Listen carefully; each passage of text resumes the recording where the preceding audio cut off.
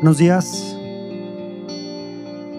Eh, Saludé a personas que sí nos visitan por primera vez en esta mañana y espero que te puedas sentir bienvenido como en casa, pero también que puedas sentirte confrontado por la palabra del Señor que escucharemos en esta mañana. Mi nombre es Julio Díaz, soy el pastor de Doxa Iglesia Cristiana. Y también para quienes vienen por primera vez o segunda, si tienes alguna duda, algún comentario, puedes acercarte a mí al final de este tiempo, al final de nuestro servicio de adoración, o te puedes también acercar con las personas de hospitalidad que tienen la playera verde en la parte de atrás. Antes de iniciar, permíteme poner esta parte del tiempo nuevamente en las manos del Señor para decirle y admitir la necesidad que tenemos de Él, porque yo no puedo estar parado aquí si no me encomiendo al Señor.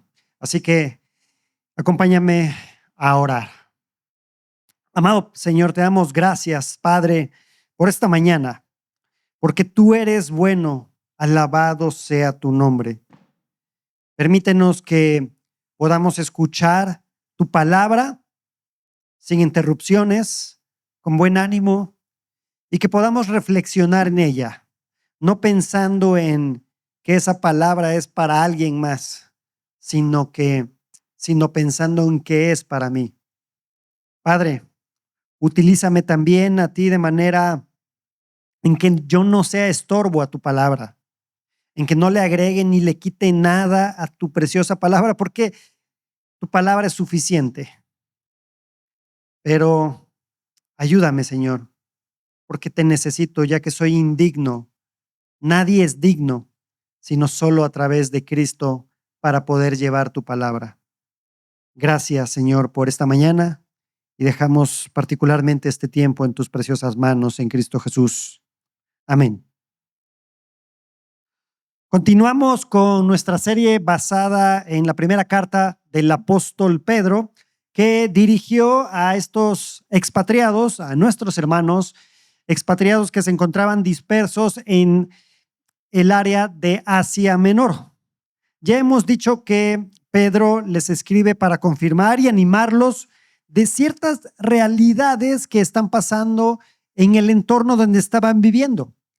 Y ahora veremos cómo Pedro también los confirmará para que tengan en mente esa realidad de que el mal está presente y de que a pesar de que actuemos de buena manera, el mundo en el que vivimos muchas veces responderá de forma hostil, aunque estemos haciendo las cosas incluso para honrar al Señor, para respetar las leyes o normas.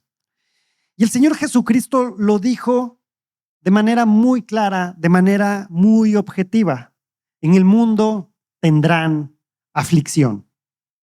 Pero también no solo se quedó ahí, no solo dijo eso, dijo también, pero confíen, yo he vencido al mundo. Así que leamos el pasaje que tenemos para el día de hoy. Vayamos a nuestras Biblias, ahí a la primera carta del apóstol Pedro, capítulo 4, por favor. Capítulo 4, versículos 12. Vamos a estar leyendo la última parte del capítulo 4, del 12 al 19, que dice así, acompáñame con tu mirada, va a aparecer en la pantalla también. Dice así: amados, no se sorprendan del fuego de prueba que en medio de ustedes ha venido para probarlos, como si alguna cosa extraña les estuviera aconteciendo. Antes bien, en la medida en que comparten los padecimientos de Cristo, regocíjense para que también en la revelación de su gloria se regocijen con gran alegría. Si ustedes son insultados por el nombre de Cristo, dichosos son, pues el Espíritu de gloria y de Dios reposa sobre ustedes. Ciertamente por ellos Él es blasfemado, pero por ustedes es glorificado. Que de ninguna manera sufran alguien de ustedes como asesino, o ladrón, o malhechor, o por entrometido. Pero si alguien sufre como cristiano, que no se avergüence, sino que como tal glorifique a Dios. Porque es tiempo de que el juicio comience por la casa de Dios. Y si comienza por nosotros primero, ¿cuál será el fin de los que no obedecen al evangelio de Dios? Y si el justo con dificultad se salva, ¿qué será del impío y del pecador? Así que los que sufren conforme a la voluntad de Dios, encomienden sus almas al fiel Creador, haciendo el bien. Hasta aquí la lectura de nuestro pasaje. Y de lo que se deriva de este pasaje, el título de este sermón de esta mañana es el siguiente: los que sufren conforme a la voluntad de Dios. Los que sufren conforme a la voluntad de Dios. Y me gustaría mostrarte la división que realicé de este pasaje, el cual son 3 secciones, 3 puntos o 3 ideas, como lo quieras ver. Son las siguientes. Cuando el fuego llega, versículos 12 y 13, sufrir por justicia, no por culpa, 14 y 15, confianza bajo juicio, versículos 16 al 19. Esta es la división para el sermón de esta mañana. Te lo repito, cuando el fuego llega, sufrir por justicia, no por culpa, confianza bajo juicio. Y de lo que se deriva de este pasaje, es decir, esta idea central, es decir, esta idea que domina el pasaje que está presente ahí, es la siguiente. El sufrimiento no nos debe de sorprender. Siéntete dichoso porque Jesús lo prometió y evidencia nuestra pertenencia a Él. El sufrimiento no nos debe de sorprender. Siéntete dichoso porque Jesús lo prometió y evidencia nuestra pertenencia a Él. Así que vamos a desarrollar a través de estos 3 puntos esta idea central. Veamos la primera división, cuando el fuego llega. Pedro comienza este pasaje con un tono pastoral. De hecho, a partir del capítulo 5, en el capítulo 5, él se asume como un pastor también. Y vuelve a llamarlos amados. Les dice amados, un apelativo que ya ha usado antes y que comunica ternura, afecto, compasión y cuidado. En otras palabras, Pedro no está escribiendo como un simple comentarista o escritor distante a esta comunidad de creyentes, sino como un pastor que ama a su iglesia y que quiere preparar a sus hermanos para lo que inevitablemente viene. Y el punto es claro: aunque vivas con la mayor prudencia y el mejor testimonio, eso no significa que estarás exento de problemas, de persecución o de algún tipo de sufrimiento injusto. Ni el estilo de vida más cuidadoso impide que el mundo reaccione con hostilidad cuando Cristo es honrado. Lo normal para nosotros sería que se presente esa hostilidad, tarde o temprano. Por eso, si aquellos creyentes en Asia Menor se sentían sorprendidos, confundidos, tal vez atribulados, era comprensible. Nadie naturalmente espera ser atacado por hacer el bien. Pero Pedro, de alguna forma, con amor, les presenta que no se sorprendan, como si lo que les está pasando fuera algo extraño, raro, como si fuera un accidente sin sentido. Es como si Pedro les dijera: no piensen que esto no debería de ocurrir. Porque si interpretamos el sufrimiento como algo fuera del plan de Dios, El peligro es grande, ya que ese padecimiento puede empujarnos a dudar del amor de Dios. Si pensamos, ¿no estás haciendo nada? ¿Está esto fuera de tu control? A cuestionar su cuidado, a sentir que Dios nos soltó de la mano. Y es donde Pedro quiere que tengamos sumamente cuidado. De hecho, Jesús mismo ya lo había advertido y lo había enmarcado como una bienaventuranza. El sufrimiento, dice Jesús, es bienaventuranza. Y no lo pone en un cuadro como si fuera un fracaso. Dice así: bienaventurados aquellos que han sido perseguidos por causa de la justicia, pues de ellos es el reino de los cielos. Bienaventurados serán cuando los insulten y persigan y digan todo género de mal contra ustedes falsamente por causa de mí. Regocíjense y alégrense, porque la recompensa de ustedes en los cielos es grande. Porque así persiguieron a los profetas que fueron antes que ustedes. Así que, en términos cristianos, la persecución no debería tomarnos por sorpresa. Y no solo eso.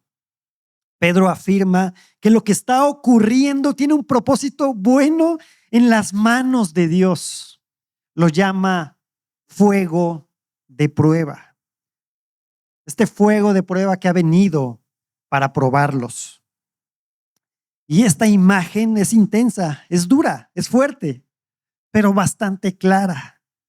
Dios usa el sufrimiento real como un crisol que depura ciertos elementos, ciertos metales. De hecho, ese término fuego de prueba proviene de una palabra que es pirosis, que literalmente significa ardor, quemazón.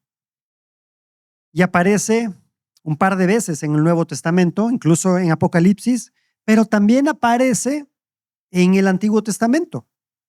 Por ejemplo, en Proverbios 27-21, que dice: el crisol es para la plata y el horno para el oro, y el hombre se le prueba por la alabanza que recibe.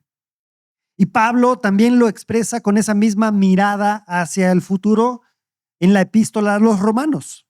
Y si somos hijos, somos también herederos, herederos de Dios y coherederos con Cristo, si en verdad padecemos con Él, a fin de que también seamos glorificados con Él. Pues considero que los sufrimientos de este tiempo presente no son dignos de ser comparados con la gloria que nos ha de ser revelada. Es decir, la iglesia participa por la unión e identificación de los padecimientos de Cristo.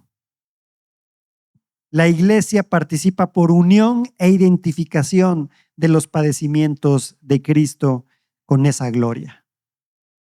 No para completar o hacer una mejor salvación, eso nos tiene que quedar claro, sino como una evidencia de pertenencia, de que le pertenecemos a Él. Y cuando concebimos el sufrimiento desde esa perspectiva, esto nos identifica con nuestro Señor, con tu Señor. Entonces el cristiano puede regocijarse, incluso en medio del dolor, porque entiende que la historia no termina con ese fuego de prueba, termina en la revelación de la gloria del Señor. Si hemos participado de sus padecimientos, también participaremos de su gloria. Y esa promesa vuelve el presente soportable, sostenible, y el futuro indescriptiblemente con una esperanza. Recuerda que esta sección se titula Cuando el fuego llega, y va a llegar. Ahora veamos el siguiente punto. Sufrir por justicia, no por culpa. Sufrir por justicia, no por culpa. Si ustedes son insultados, dice el pasaje, versículo 14, por el nombre de Cristo, dichosos son, pues el Espíritu de gloria y de Dios reposa sobre ustedes.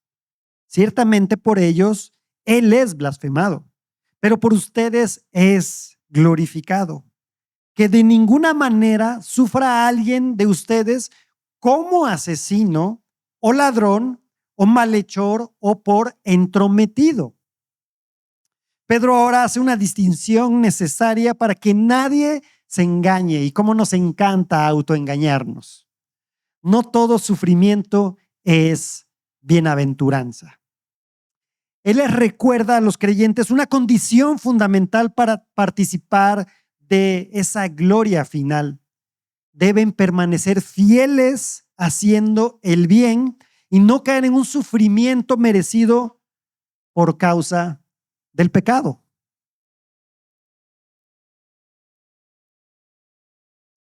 Dicho de otra forma, Pedro está hablando del sufrimiento que viene por pertenecer a Cristo, no del sufrimiento que viene por una vida desordenada. Y aquí hay un detalle importante en el texto. Lo que Pedro dice en el versículo 14, si ustedes son insultados por el nombre de Cristo, dichosos son. Está íntimamente relacionado con lo que dirá Pedro en el versículo 16, que no se avergüence, sino que como tal glorifique a Dios. Es decir, ser bendecido al sufrir por el nombre de Cristo es en el fondo la misma idea que esto. No avergonzarse de sufrir como cristiano. No te avergüences de esos sufrimientos que provienen de predicar a Cristo, de hablar de Cristo, de vivir una vida para el Señor. Pedro está formando una idea en quienes lo están leyendo.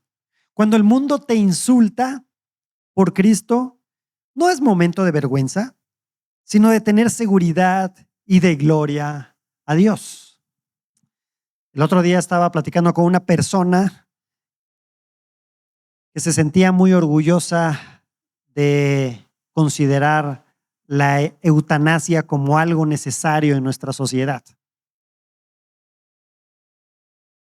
Y lo decía con convicción. Yo sí considero la eutanasia como algo necesario.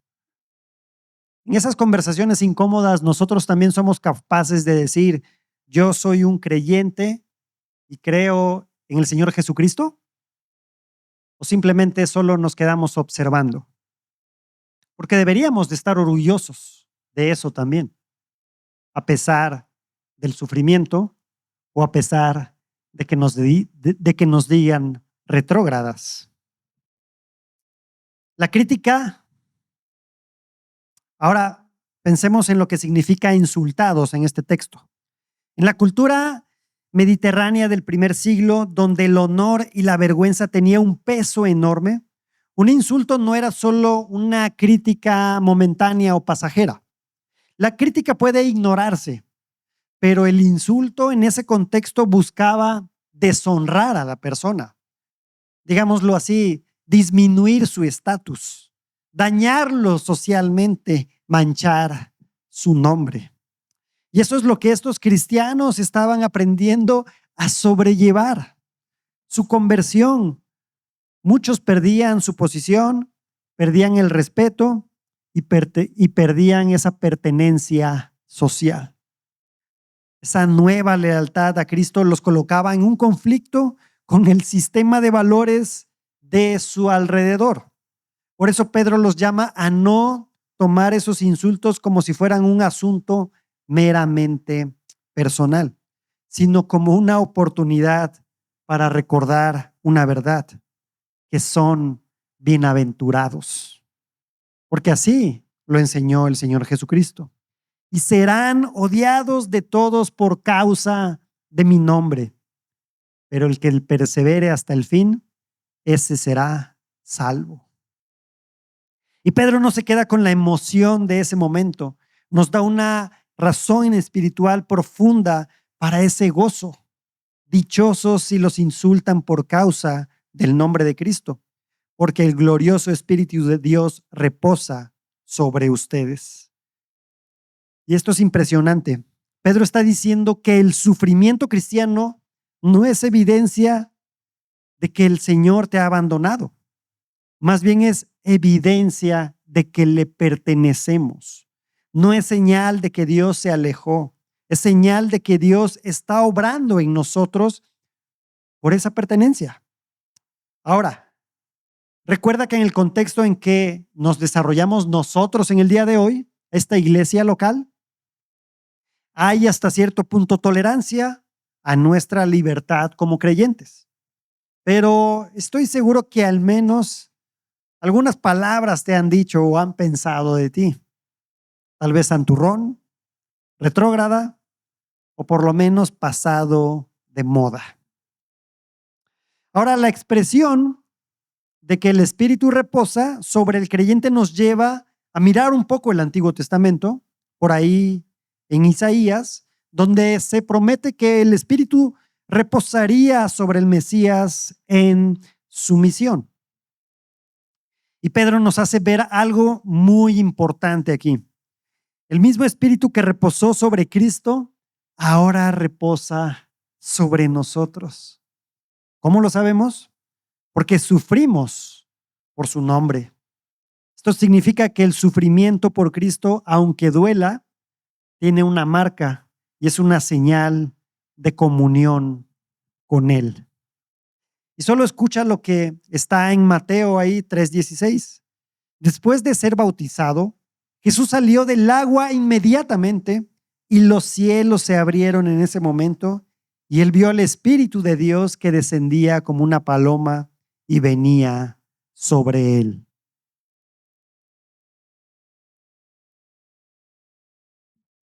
Pero Pedro quiere que esto quede sumamente claro.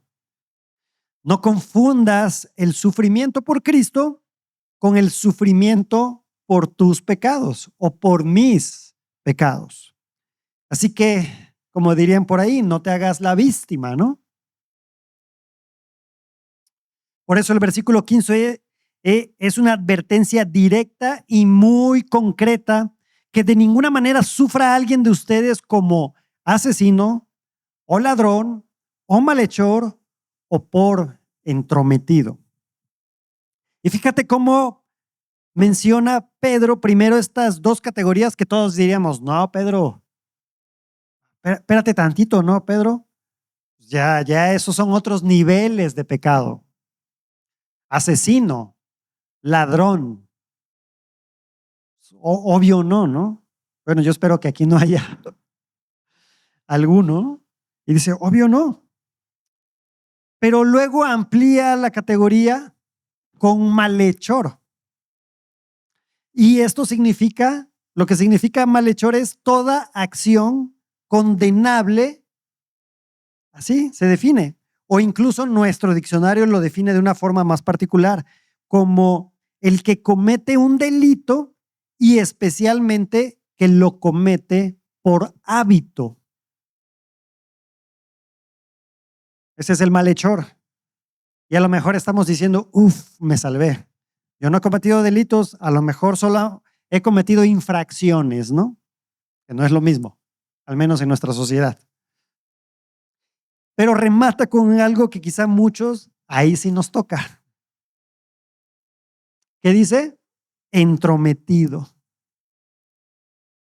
Cómo nos encanta meternos donde no nos llaman, ¿verdad? No, es que yo tengo un espíritu pacificador. Por eso voy y me meto. Es decir, el que se mete donde no le corresponde. Y aquí Pedro nos está protegiendo de un autoengaño muy común. Los cristianos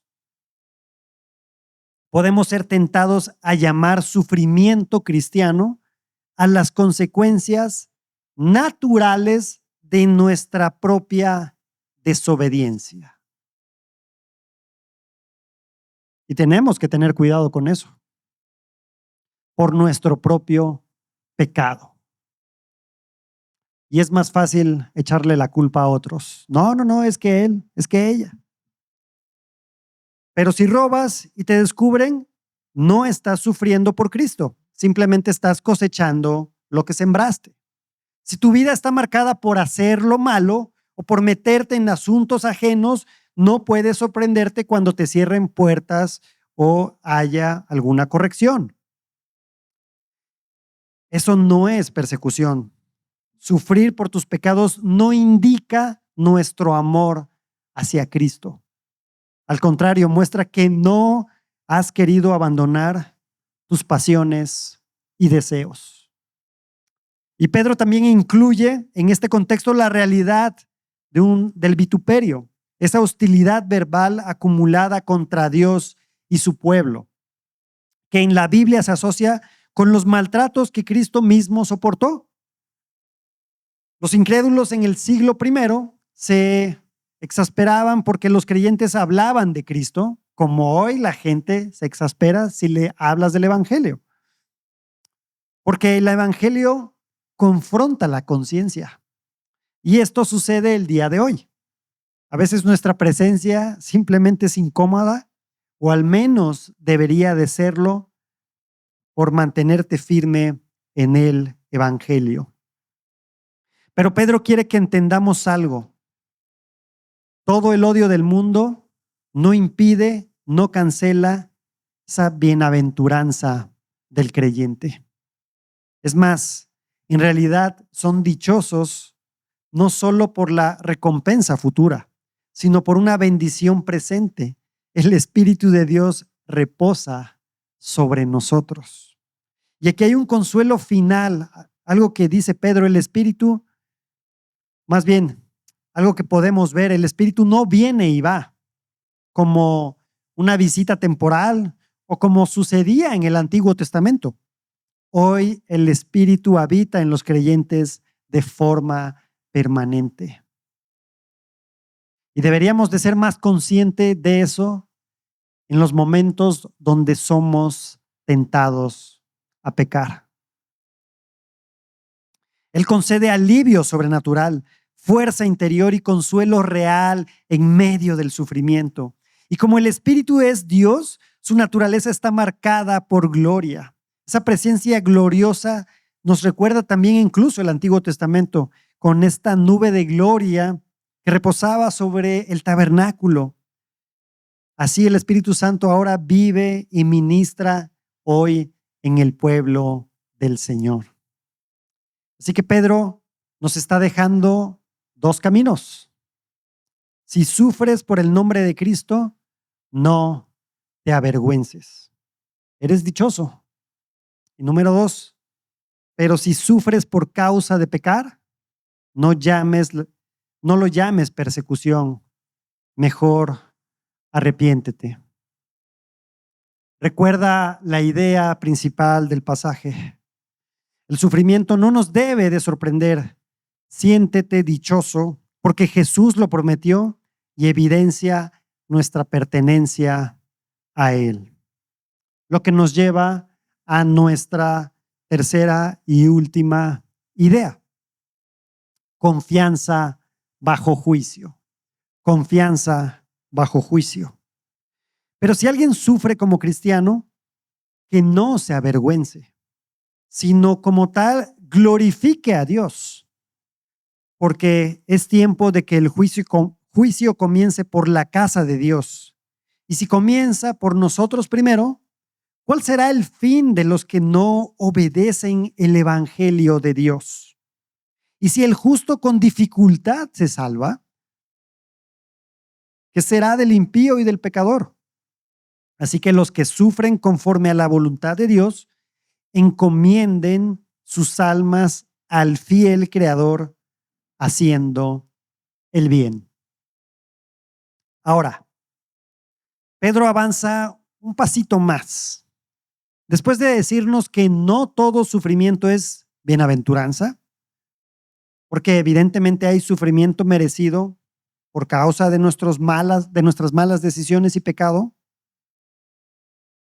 Pedro nos lleva a una respuesta concreta. Si alguien sufre como cristiano, que no se avergüence. Y aquí podemos notar un aspecto histórico importante. El término cristiano no era una etiqueta bonita, no era una etiqueta que se autoimpuso la iglesia. Fue una palabra que, según en Hechos 11:26, acuñaron los gentiles y muy probablemente tenía un tono de burla o peyorativo. Era la forma del mundo de decir: mira, ahí van esos de Cristo, ahí van esos que siguen a ese Cristo. Algunos eran señalados por lo que confesaban públicamente y otros por lo que su estilo de vida dejaba en evidencia. En otras palabras, ser llamado cristiano era una acusación social. Pedro dice: nadie debería avergonzarse de una acusación así. No deberíamos de agachar la cabeza porque la sociedad, la gente que los conocía o hoy nos conoce a nosotros, nos identificamos con Cristo. Al contrario, en vez de vergüenza, Pedro manda una respuesta sorprendente: glorifiquen a Dios. Lo que nos lleva entonces a generar esta pregunta: ¿cómo glorificarán a Dios? Pues tomando el nombre de Cristo con verdadera seriedad, no haciendo espectáculo, no siendo groseros, ni ganando una discusión con gritos. Glorifican a Dios de la forma más simple y poderosa, simplemente llevando con dignidad y coherencia el nombre de cristianos, mostrando que Cristo es realmente tu Señor y mi Señor.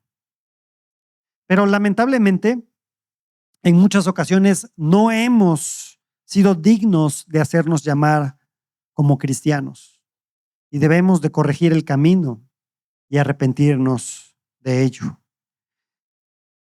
Pedro no se queda ahí. Él sabe que la pregunta es inevitable. ¿Y por qué Dios permite esto? ¿Por qué Dios permite este sufrimiento? ¿Qué sentido tiene? Y entonces Pedro introduce una razón más todavía en el texto, porque es tiempo de que el juicio comience. Y aquí la palabra juicio, evidentemente es fuerte. La idea es la de un proceso judicial que lleva o debe de llevar un veredicto sobre el pecado. Y Pedro ya ha hablado del juicio de Dios en varias partes de esta epístola. Por eso cuando Pedro habla de juicio, no se refiere a una opinión humana, ni a una simple consecuencia social. Se refiere al juicio divino que culminará en el juicio final. ¿Estás preparado para llegar a ese juicio?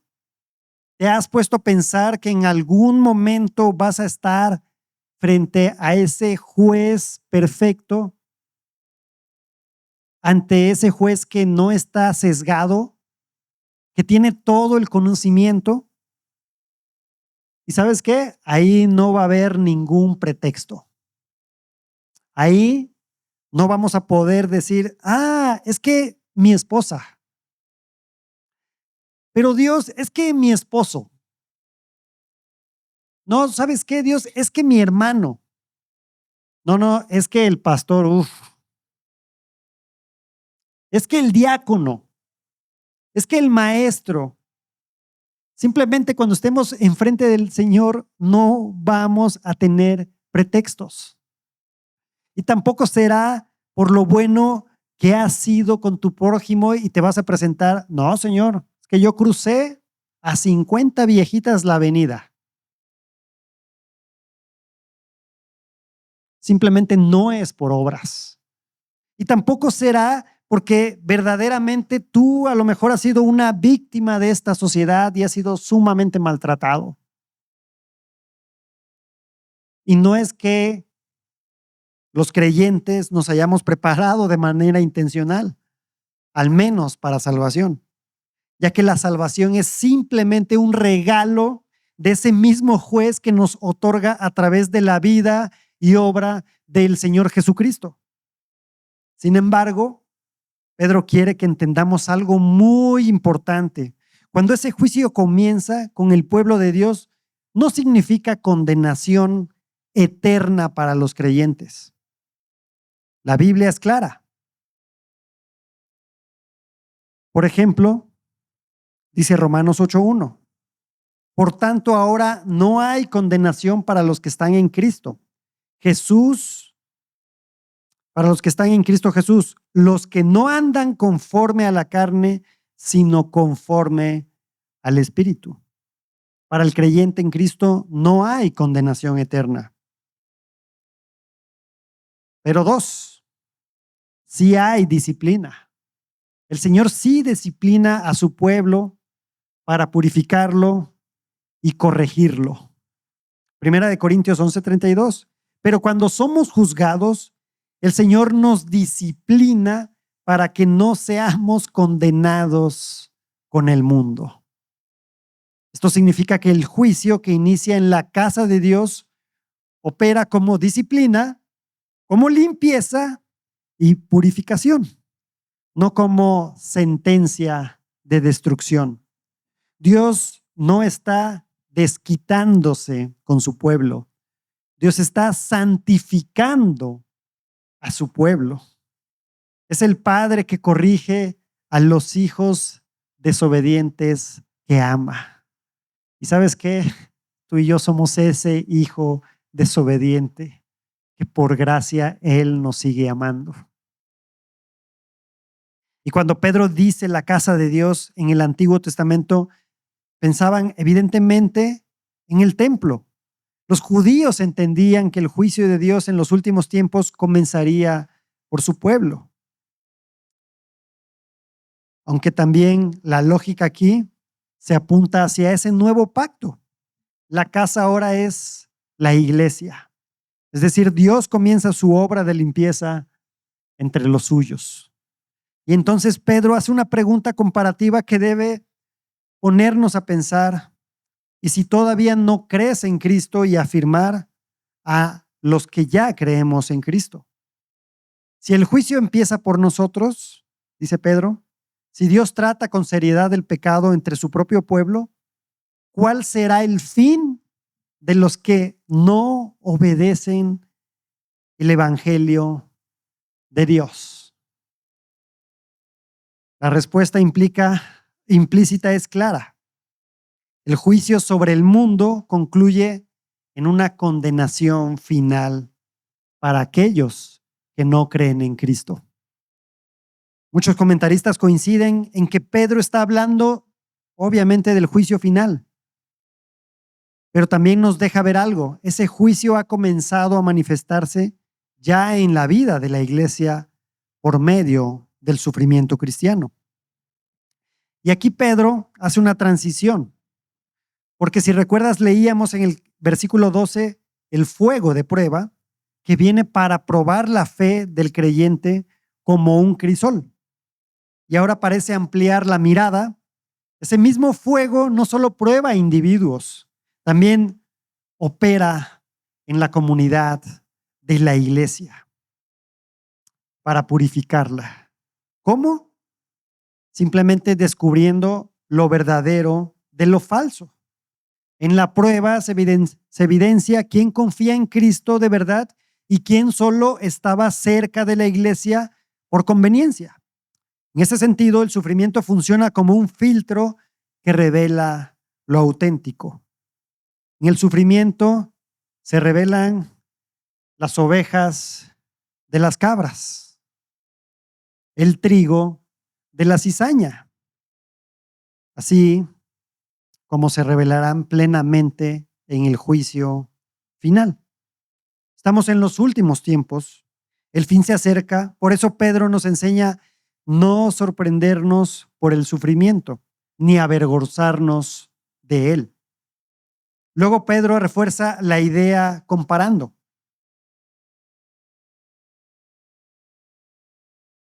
Pedro compara el sufrimiento que experimenta el creyente en los días de hoy con el juicio que enfrentarán los que se rebelan contra el Evangelio, es decir, los que no creen en el Evangelio. Y dice lo siguiente: si el justo con dificultad se salva, ¿qué será del impío y del pecador? La idea de con dificultad no es porque la salvación sea incierta en Cristo, sino porque el camino del creyente en este mundo está marcado por lucha, por disciplina, por pruebas y por una perseverancia que debe de ser real. En pocas palabras, la perseverancia de los santos. Y si aún ese camino es difícil para los que hemos sido alcanzados por gracia, imagina lo que será el juicio para el impío. Y esa frase es al mismo tiempo una advertencia para los que están cerca de la iglesia, pero siguen abrazando sus antiguas pasiones, y un ánimo para los cristianos que perseveran. Dios ve, Dios juzga, pero Dios purifica y Dios salvará a los suyos. Recuerda esta idea central. El sufrimiento no nos debe de sorprender. Siéntete dichoso porque Jesús lo prometió y evidencia nuestra pertenencia a Él. Repito la idea central. El sufrimiento no nos debe de sorprender. Siéntete dichoso porque Jesús lo prometió y evidencia nuestra pertenencia a Él. Y entonces Pedro cierra con una exhortación. Si entendemos bien el sufrimiento, podremos vivir como Jesús vivió. Así como Cristo en medio del sufrimiento se encomendaba a aquel que juzga con justicia, así nosotros los que sufren según la voluntad del Señor, podemos hacer lo mismo, entregar nuestras almas al fiel Creador y seguir haciendo el bien. Pedro nos deja animados, nos deja con fe. El Dios que nos creó es soberano sobre todas las cosas y además es fiel en todas las cosas.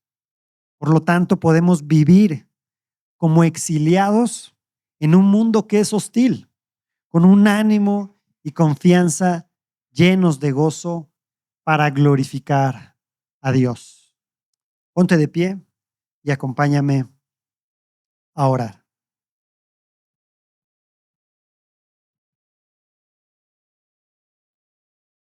Amado Señor, gracias por tu preciosa palabra. Gracias porque tenemos que estar firmes en medio de la dificultad. Y no es sencillo. Tal vez aquí hay personas que tienen no un sufrimiento específico por manifestarse como hijos tuyos, sino tal vez simplemente un sufrimiento natural por causa de nuestro pecado.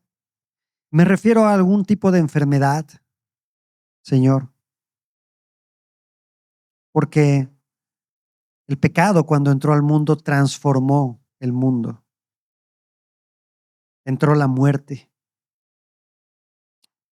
Y Señor, esas enfermedades a veces nos pueden causar ánimo, tristeza. Pero Señor, consuela a quien está pasando por esos momentos en esta ya tarde. Por momentos de incertidumbre, que es un tipo de sufrimiento. Por momentos de desánimo. Por momentos de decir, ¿y ahora qué? ¿Qué más? Señor, que podamos acercarnos a ti arrepentidos, porque si somos sinceros, perdemos en muchas ocasiones la confianza en ti, Señor. La dificultad, lo tormentoso, los problemas, nos afectan, Señor, y perdemos la mirada y dejamos de ver lo precioso que eres tú, Señor. Dejamos de ver la cruz, esa cruz donde tú también cargaste con el sufrimiento, con el dolor y que simplemente no merecías. Y que estamos a algunos momentos de recordarlo, Señor. Gracias, Padre, por ese ánimo que nos das a través de tu preciosa palabra. Gracias, Señor. Amén.